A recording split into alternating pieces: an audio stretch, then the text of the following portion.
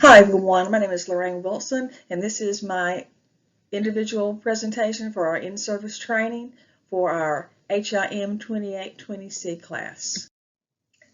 The reason I picked the orange and blue ornaments is because Professor Travick gave us an option, and anyone that knows me knows that I was raised loving football. My brother played. I was raised watching University of Florida with John Reeves, Carlos Alvarez play, and I had the pleasure of meeting John Reeves. My whole family just loved him. But I had the choice, and I've done this in the past and enjoyed it quite a lot. So and I just wanted to share it with you guys and show you how to make the orange and blue Christmas ornaments. To make your own ornaments, the first thing you're going to need is to either buy, borrow, or rent an electric scroll saw and possibly an electric drill if you want to put the holes in the top, put your hooks or your ribbon on, or you can use a hot glue gun to glue the ribbons on. The holes do look a lot better.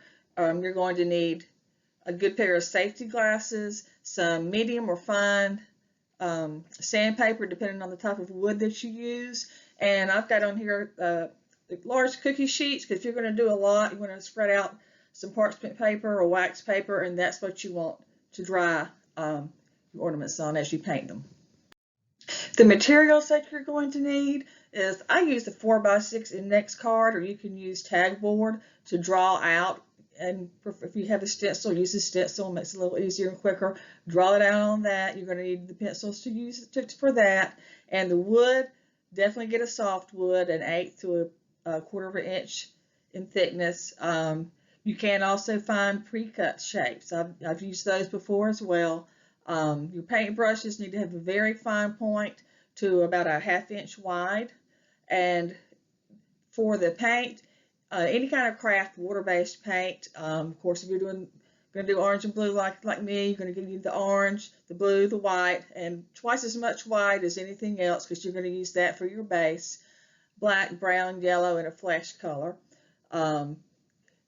What's really important is to get the clear acrylic coating finishing spray. So once you're done, you spray that on there and it keeps the colors from running together if they're ever stacked together.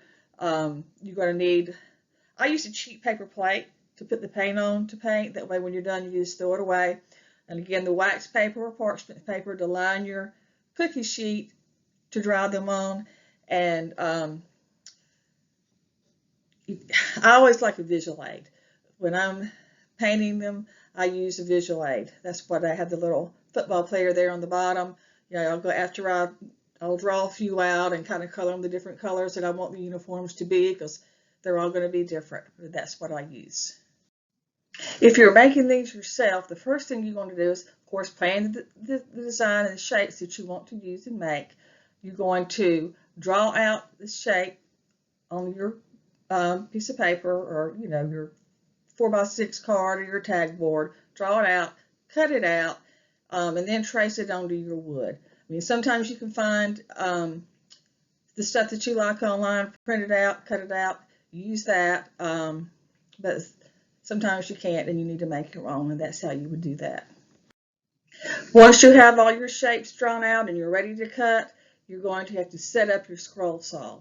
You need to make sure that it's secured to the surface that you're going to be set it on. If it costs to bolt it down, follow your manufacturer's instructions. The one I have is so heavy it's not going anywhere. I don't have to bolt it down. Most of the bases on these scroll saws will tilt, so that's why you're going to need a combination square to make sure it's level for these. You do not need to angle it. You want to place the correct blade in your scroll saw. For a softer, thinner wood, like I've used for this project, I would recommend like a number 2 or a number 3 blade. But again, you want to follow the manufacturer's instructions and directions, and you'll want to test the tension and adjust as you adjust the blade. It's very important to check the tension on the blade to make sure it's not too tight. Put a little pressure in the middle of the blade with your finger, and it needs to move just a little bit. It needs to move 3 millimeters to a 1/4 of an inch in movement, so it's not too tight. And then your next step is going to be to turn on your scroll saw and the light. Once you've tested the tension and everything is going to run okay with your scroll saw, you have to be safe. Before you start to do anything with them, with that scroll saw, make sure, I cannot stress enough, that you have on a good pair of safety glasses, like the ones on the bottom here that can cover on the sides. If you have long hair, pull it back. If you are sensitive to any kind of dust, and sawdust makes a big mess, I recommend that you wear a face mask of some kind. Make sure that you are not wearing any loose clothes, any long sleeves that may be loose, or have it. Don't wear jewelry. I would say don't wear any jewelry at all, but especially anything that might come in contact with that blade. Do not wear it. Okay, once you're all set with all your safety equipment, here comes the fun part, is cutting out the shapes and figures. To start off, I would start with a practice shape. You know, something like a football, baseball, basketball. The football is pretty easy. You don't have to worry about it being perfectly round. So I usually start with that. It's a good idea to set the speed at that time, something that you're comfortable with, and slow is always best, and especially for beginners. And once you're comfortable, you know, with the shapes you're making, and make several. You can always use the football on the tree. Once you're comfortable with that, you can move on to other shapes like the teddy bear or the helmet. That's fairly easy to cut out. You can start with that. Okay, when you're ready to begin, start at the edge of the wood, and always, always keep your eyes on your fingers as well as the blade. If your scroll saw has a dust blower, turn it on so you can follow your design a lot easier. Mine did not have one. I was the built-in dust blower. I would either have to stop the machine and brush it off or blow it off myself. Keep your hands on the wood at all times, and always keep with the speed of the machine, and don't rush the wood.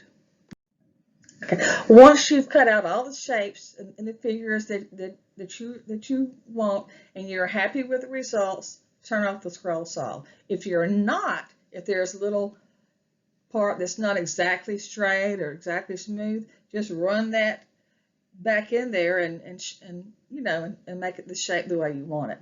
But once you're done, of course, turn off the scroll saw, and that's when you're going to use your sandpaper, depending on the wood, whether you need a medium to fine sandpaper. You may need to start out with the rough or medium sandpaper, and then finish up with the smooth sandpaper, but sand all the edges to where they're smooth, the way you want them. And this also would be a good time if you're going to drill the holes to get a little fine, small drill bit and drill the holes in the end of your ornament, and then you can kind of sand around that a little bit, get it all smoothed off all at the same time. And then after you're done, you've got everything smooth and you got it the way you want it, then wipe off all the residue, brush it off, wipe it off of your ornaments, and get all the sawdust off. Now comes the really fun part. It's time to paint. You're going to use your thicker, wider brush, ½ inch to possibly 1 inch, depending on the size of your ornaments that you've cut out, and you're going to paint one side of your ornaments at the time. You're going to paint them white for your base coat. That way every other color is going to be bright. It's not going to be a dark, dull color. So that's why I choose white. And you want to set it to the side on your cookie sheet that's lined for like maybe 6 to 8 hours. Some paints might dry a little quicker, but it depends on how thick the coat is. And then once they're dry, flip them and do the other side white as well. When you're using real wood, I know some, if you get the shapes from a craft store instead of, you know, cutting them out, it's going to be a press board, and it's not going to absorb the paint like real wood will do. But as you can see here, I've got the natural grain F, and I've got it as I painted it white, and you can see when I painted it orange, you can still see some of the wood grain in there. So that's definitely going to need another coat. But I wanted you to see that, you know, with the real wood like this, it's going to soak up some of the paint, and you will definitely need to add a second coat of color. And again, you're going to want it to dry out, for the 6 to 8 hours. If you're going to add like more than 1 or 2 colors, or you have a lot of detail in the figure that you're working on, like the orange and blue flower. I mean, that's easy. You paint the whole thing blue, go back and then add the orange in the middle. You're done. Or the snowman, and you paint him all white. Maybe put a second coat of white on him, and then you just paint out the details. And even the snowflake, you paint it all white, you add some glitter. That's done. But when you start to do your football players, that's why I have them drawn out, so I don't kind of miss something, because there's a lot more detail. I mean, you're not going to draw where the football helmet's going to end, and you're going to draw where the sleeves are going to be, where the waistband and the side straps, where the stripes on the cleats, and all that kind of thing. That's why I like to have that visual there. So you kind of keep on track of what you're wanting to do, and you will do like one color at a time. Like, of course, you already have your white, so you're going to do that. So then I would do everything I'm going to paint that involves blue. I get all that done, and I lay them out. When that's dry, I'll go ahead and do the reverse side, do all the blue for that, and so on. Then I'll go to my orange and whatever other colors I'm going to use, and that's how I do that. So here's just the steps that I do in when I draw it out and I add the colors one at a time. You can see where on the white, I've already painted the base coat white. I get a little business card or whatever and draw the lines so they're straight, so I don't have too much blue on one side or too much orange on the other. And then I do all my blue and let it dry. And then I go back and do all my orange and I let it dry. And then to brighten it up a little bit, I make the little center of the flower yellow, and that really brightens it up when it's on the tree. As you can see in this slide, when you're picking your colors and adding details, you see how much better the blue in the face on the teddy bear shows up on the orange bear. It will on the white bear. On the blue bear, it's kind of hard to see. You can't see his face very well. And on a green, a real tree or any green Christmas tree, you're not going to see that bear very well. He'll do great on a white tree if you have an all white tree, but he's just not going to do very well being that he is blue. So I wanted to show you that when you're trying to decide what colors you want to use. A darker color on a green tree doesn't really show up very well. Use a brighter base color, and then you can add the blue. Like I could do another white teddy bear and give him a blue shirt or a blue sweater with maybe orange and white polka dots in the sweater, something like that. But just the basic blue, that's not going to show up very well. Again, on the football players, I'm using the visual aids. You don't want to get your football players all done and you've left something out, like maybe the lines in the socks or the shoelaces, or the fact that your numbers are painted on there in white, but they look so much better when you go back around them and outline them with the blue or the orange if you have the blue jerseys or the blue with the orange jerseys. And for this, paint pens do great for that. When you're done with all the details and everything that you want to do to the front, be sure and do the back. Whatever you do to the front, do to the back. It's going to look so much more finished on your tree. If it gets turned around, you'll have it on both sides, and you'll see how much better the details on the front of the football players look just by adding the orange and blue stripe down the side. You can see on the back, I've yet to do that on these players, and they'll look a whole lot better when I go back and add that orange and blue stripe down the side. That's why the visual aid, so you don't forget something, and it makes it look a whole lot better and a lot more finished.